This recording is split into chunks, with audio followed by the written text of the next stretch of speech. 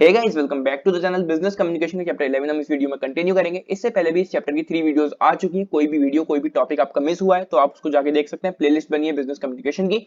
इस वीडियो में हम बात करेंगे factors affecting oral presentation.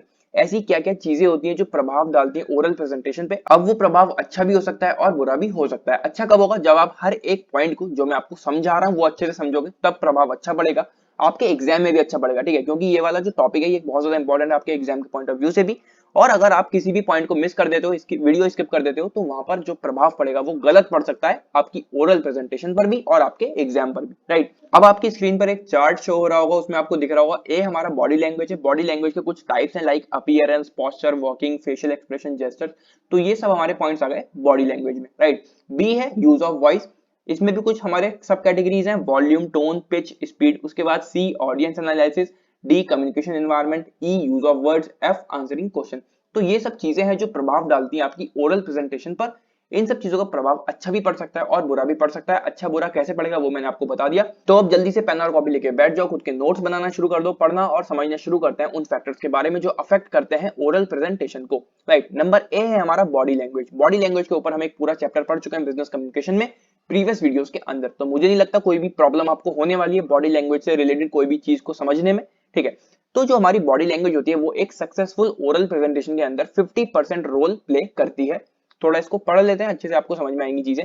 Body language is very important in oral presentation because it's share in successful oral communication is approximately 50%। जैसे कि मैंने आपको बताया, they accept the presentation mostly on the basis of your body language. जो आपकी audience है ना, वो आपकी बातों को एक्सेप्ट करेगी आपकी बॉडी लैंग्वेज के अकॉर्डिंग। ठीक है, पहले वो ये देखेगी कि जो आप हो, जो प्रेजेंटर है, यानी कि जो व्यक्ति है जो कुछ बोल रहा है, उसकी बॉडी लैंग्वेज कैसी है, उसके अकॉर्डिंग वो उसकी बातों को एक्सेप्ट करती है।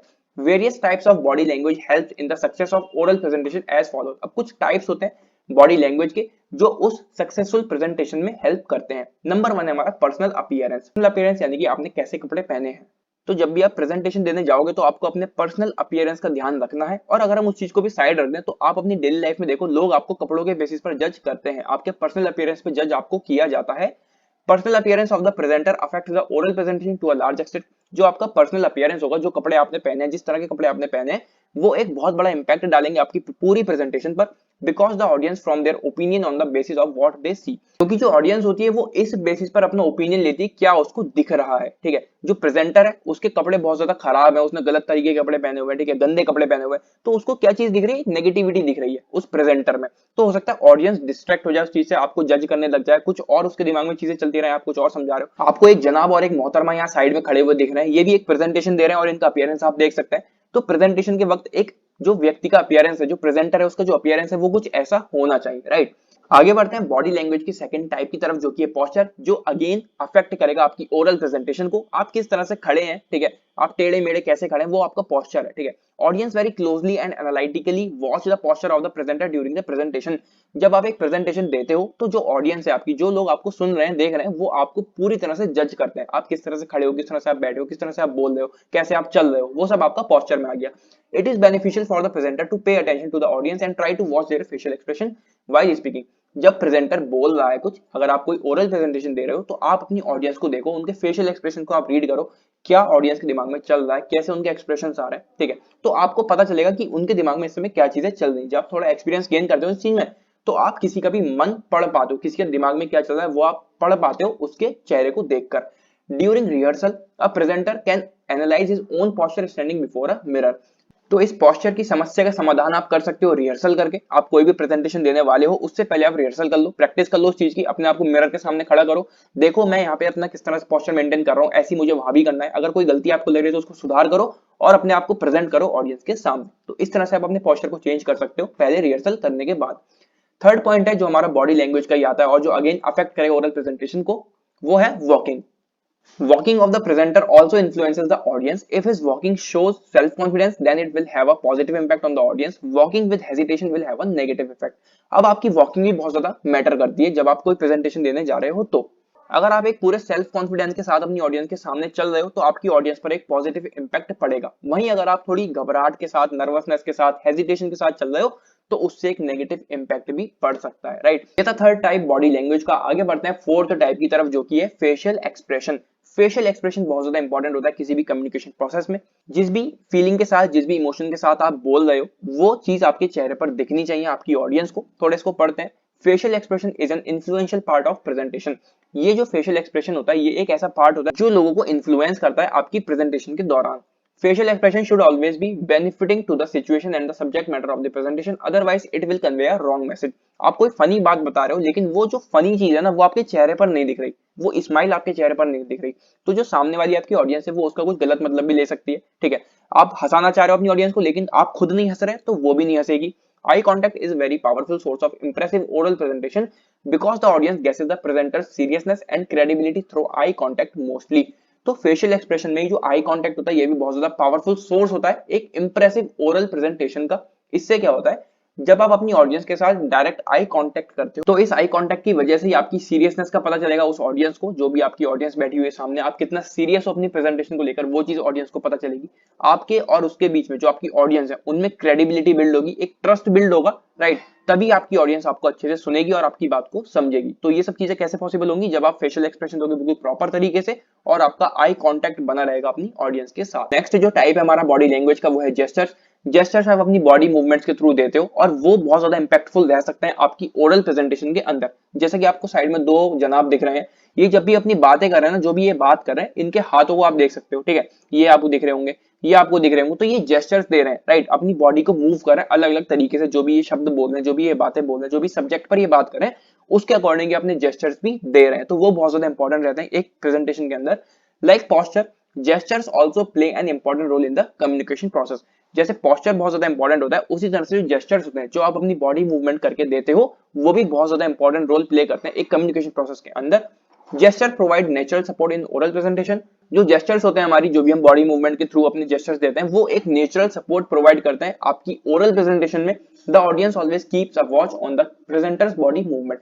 तो जो आपकी ऑडियंस आपके सामने बैठी होगी, वो भी आपको बहुत अच्छे से देख रही होगी, आपको बहुत ज्यादा ऑब्जर्व कर रही होगी कि आप किस तरह से चल रहे हो, किस तरह से आपका पोस्चर है, किस तरह से आप जेस्चर दे रहे हो। ठीक है, फेशियल एक्सप्रेशन कैसे हैं, वो सब चीजें आपकी ऑडियंस आप में नोटिस कर रही होगी, राइट। फिर हमारा नेक्स्ट आता है यूज ऑफ वॉइस। अब ये तो हमारा जो पहला पॉइंट था वो था बॉडी लैंग्वेज। बॉडी लैंग्वेज के कुछ टाइप्स हमने जाने, personal appearance, posture, walking, facial expression and gestures. तो ये सारे पॉइंट एक अलग हमारी कैटेगरी है जो कि है बॉडी लैंग्वेज, और वो अफेक्ट करेगी, प्रभाव डालेगी आपकी ओरल प्रेजेंटेशन में। नेक्स्ट जो हमारी कैटेगरी आती है वो है यूज ऑफ वॉइस, या फिर कह सकते हैं सेकंड पॉइंट हमारा आता है यूज ऑफ वॉइस। जो आपकी आवाज है उसको आप कैसे यूज कर सकते हैं, उसके भी कुछ टाइप्स यहाँ पर है, वॉल्यूम, टोन, आगे पिच भी होगा। थोड़ा इसको पढ़ते हैं। A message information can be monitored and communicated in its original or actual form and meaning through voice। जो भी मैसेज, जो भी इंफॉर्मेशन आप अपनी ऑडियंस तक पहुंचाना चाहते हो, वो आप बोलकर पहुंचाओगे। बोलकर पहुंचा रहे हो तो वहां पर क्या चीज सामने आ रही है, आपकी वॉइस, आपकी आवाज। तो उस आवाज में भी आपको क्या क्या चीजें ध्यान में रखनी है, वो हम यहाँ पर जानते हैं, क्योंकि वो जो वॉइस है वो भी एक बहुत बड़ा रोल प्ले करती है आपकी प्रेजेंटेशन के अंदर। अगर आप बहुत धीरे बोल रहे हो तो ऑडियंस तक आपकी बात पहुंचेगी नहीं, जो आप बताना चाह रहे हो वो सुन नहीं पाएंगे, जो आप समझाना चाह रहे हो वो उसको समझ नहीं पाएंगे, क्योंकि आवाज ही नहीं पहुंचेगी। और भी क्या क्या चीजें आपको ध्यान में रखनी, थोड़ा इसको जानते हैं। नंबर 1 हमारा इसमें टाइप आता है वॉल्यूम, राइट। आपकी वॉल्यूम कितनी तेज है, वही चीज जो मैंने आपको बताई कि अगर आप बहुत हल्के बोलेंगे तो ऑडियंस तक आपकी आवाज पहुंचेगी ही नहीं। तो वॉल्यूम आपको ध्यान में रखने की, इतना लाउड वो होना चाहिए कि पीछे तक जो लोग बैठे हैं उनको आवाज बहुत इजीली वहां तक पहुंच जाए। Volume plays an important role in attracting the attention of listener. जो आपके लिसनर्स हैं, जो आपकी ऑडियंस है, उनकी अटेंशन को अट्रैक्ट करने में वॉल्यूम एक बहुत बड़ा रोल प्ले करती है। The primary objective of every speaker is to see that the audience listen to him.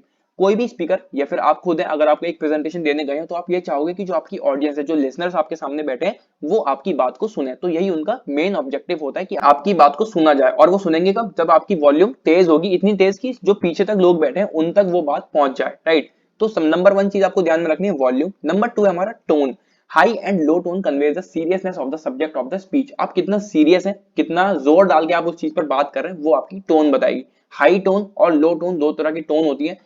While emphasizing a particular point, the tone should be high enough to emphasize the point। अगर आप एक point पर, particular point पर बात करें, थोड़ा जोर डालते हुए आप बात करें, तो वहां पर आपको हाई टोन का यूज करना है। The low tone is use to attract the attention of the audience. और जो लो टोन होती है वो अट्रैक्ट करती है ऑडियंस की अटेंशन को, राइट। तो टोन का आपको ध्यान में रखना है, कैसे यूज करना है आपको, वो थोड़ी चीजें आपको एक्सपीरियंस से भी आएंगी और कुछ चीजें आपको प्रैक्टिस भी करनी पड़ेगी, राइट। आगे बढ़ते हैं। जो हमारा थर्ड टाइप है पिच।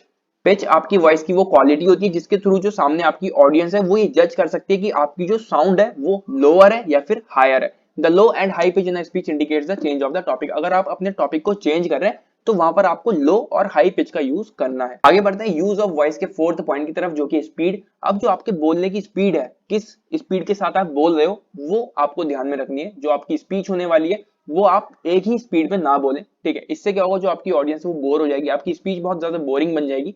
तो समय समय पर आपको अपनी स्पीच की स्पीड को बढ़ाना या फिर घटाना पड़ेगा, राइट। अगर आपको अपनी ऑडियंस का इंटरेस्ट बनाए रखना है तो वही चीजें यहाँ पर लिखी है। When the speed of the speech remains stable, जो आपकी स्पीड है स्पीच की, जो भी चीजें आप बोल रहे हो वो एक ही जैसी है पूरे टाइम, तो जो आपकी स्पीच है वो मोनोटोनस और बोरिंग हो जाएगी। यानी कि जो आपकी ऑडियंस है उसको आपकी स्पीच बहुत ज्यादा बोरिंग लगने लगेगी। To keep the audience interest alive, अगर आपको अपनी ऑडियंस का इंटरेस्ट बनाए रखना है, the speaker should increase and decrease the speed from time to time. तो समय समय पर आपको अपनी स्पीच की स्पीड बढ़ानी या फिर घटानी पड़ सकती है। To make speech interesting it is better to keep low speed in the beginning and then make it fast. अगर आपको एक स्पीच अपनी इंटरेस्टिंग बनानी है तो पहले आप स्पीड को कम रखो, फिर धीरे धीरे धीरे आप उसको बढ़ा दो और फास्ट कर दो, राइट। तो उससे जो इंटरेस्ट है ऑडियंस का वो बना रहेगा, क्योंकि स्पीड आपकी स्टेबल नहीं रही। आपने पहले थोड़ा कम स्पीड में बोल रहे थे, हल्की स्पीड में बोल रहे थे, उसके बाद आपने उसको थोड़ा सा फास्ट कर दिया, लेकिन इतना फास्ट भी नहीं करना है कि लोगों को आपके शब्द समझ ही ना आए, ठीक है। आगे बढ़ते हैं अगले फैक्टर की तरफ, जो कि ऑडियंस एनालिसिस। ये बहुत ज्यादा इंपॉर्टेंट है। जब भी आप कोई पब्लिक स्पीकिंग करते हैं या फिर कोई भी आप प्रेजेंटेशन देते हैं, तो आप अपनी ऑडियंस को एनालाइज कर लें, किस तरह के लोग वहां पर बैठे हैं, किस एज ग्रुप के लोग बैठे हैं, कितनी एजुकेशन उन लोगों में हो सकती है, कितने एक्सपीरियंस वाले वो लोग हैं, क्या जेंडर है उनका, ठीक है। और इससे आपको भी ये आइडिया मिलेगा कि आपको अपनी ऑडियंस को किस तरह की इंफॉर्मेशन देनी है और कितनी इंफॉर्मेशन देनी है। आपकी ऑडियंस कितनी बात आपकी समझ पाएगी, कितनी बात सुन पाएगी, वो सब चीजें आपको तभी पता चलेंगी जब आप अपनी ऑडियंस को एनालाइज करेंगे। वही चीजें यहाँ पर लिखी है। इन oral presentation process the presenter should analyse the audience before and after the presentation. एक प्रेजेंटेशन प्रोसेस में जो प्रेजेंटर है, यानी कि आप जो अपनी प्रेजेंटेशन देने वाले हैं, उसको अपनी ऑडियंस को एनालाइज करना पड़ेगा, प्रेजेंटेशन से पहले भी और प्रेजेंटेशन के बाद भी। कितने ज्यादा लोग हैं, क्या एज ग्रुप है, क्या जेंडर है, कितनी उनकी एजुकेशन है, कितने एक्सपीरियंस वाले लोग वहां पर बैठे हैं, ये सब चीजें जब आपको पता होंगी तो इससे आपको भी बेनिफिट मिलेगा। आपको पहले से पता होगा क्या इन्फॉर्मेशन आपको अपनी ऑडियंस को देनी है, क्या बातें आपको नहीं करनी है, क्या चीजें अफेक्ट कर सकती हैं आपकी प्रेजेंटेशन में। More such information about the audience is available, better will be the presentation. जितनी ज्यादा इन्फॉर्मेशन आपके पास आपकी ऑडियंस की होगी, उतनी ज्यादा अच्छी आपकी प्रेजेंटेशन बनेगी, ठीक है। आगे बढ़ते हैं अगले फैक्टर की तरफ, जो अफेक्ट करेगा आपकी प्रेजेंटेशन को, वो है कम्युनिकेशन एनवायरनमेंट। कम्युनिकेशन एनवायरनमेंट यानी कि जो प्रेजेंटर है उसके आसपास का वातावरण कैसा है, वो कहलाएगा communication environment. Like lighting arrangement, background, sitting arrangement, noise etcetera. आपके आसपास लाइटिंग कैसी है, अब ऑडियंस बैठी हुई है लेकिन प्रेजेंटर उनको दिख ही नहीं रहा क्योंकि वहां पर लाइटिंग बहुत ज्यादा खराब है।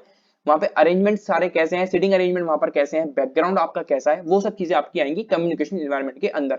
नॉइस वहां पर कोई ऐसी है तो नहीं, कोई शोर तो वहां पर नहीं आ रहा। It should be ensured that it has a favourable impact on the presentation. तो आपको ये चीजें पहले से ध्यान में रखनी पड़ेंगी कि जो भी चीजें वहां पर हैं, जो भी आपका एनवायरनमेंट है, उसकी वजह से कोई भी एक नेगेटिव इंपैक्ट नहीं पड़ना चाहिए आपकी प्रेजेंटेशन के अंदर। सब कुछ अच्छे से हो जाए, जो आपकी सिटिंग अरेंजमेंट है वो अच्छे से हो जाए, किसी तरह का वहां पर शोर ना हो, लाइटिंग प्रॉपर होनी चाहिए, सिटिंग अरेंजमेंट प्रॉपर होना चाहिए, जो आपका बैकग्राउंड है वो प्रॉपर होना चाहिए, वो कहलाएगा आपका कम्युनिकेशन एनवायरनमेंट। बढ़ते हैं अगले फैक्टर की तरफ, जो कि हमारा यूज ऑफ वर्ड्स। आप जब एक प्रेजेंटेशन दे रहे होगे तो वहां पे आपको कैसे शब्दों का इस्तेमाल करना है, वो चीज आपको ध्यान में रखनी होगी। हालांकि पहले हम इस पर बात कर चुके हैं किस तरह के शब्द आपको यूज करने हैं जब आप एक पब्लिक स्पीकिंग कर रहे हैं या फिर आप कोई प्रेजेंटेशन दे रहे हैं। In a presentation the choice of words has its own importance. जब आप कोई प्रेजेंटेशन दे रहे होते हैं तो जो आपकी वर्ड्स की चॉइस होती है उसकी अपनी एक अलग इंपॉर्टेंस होती है। It is always better to present the message text as simple and easy language and that too in short. तो जो भी वर्ड्स आपको यूज करने हैं वो बहुत सिंपल वर्ड्स यूज करने हैं, एक जो लैंग्वेज आपकी रहेगी वो बहुत इजी रहेगी, और जो भी इंफॉर्मेशन, जो भी मैसेज आप अपनी ऑडियंस को दोगे वो शॉर्ट होना चाहिए, जिससे कि जो ऑडियंस है वो आपके मैसेज को याद भी रख सके और आपको वो प्रेजेंट करने में भी आसानी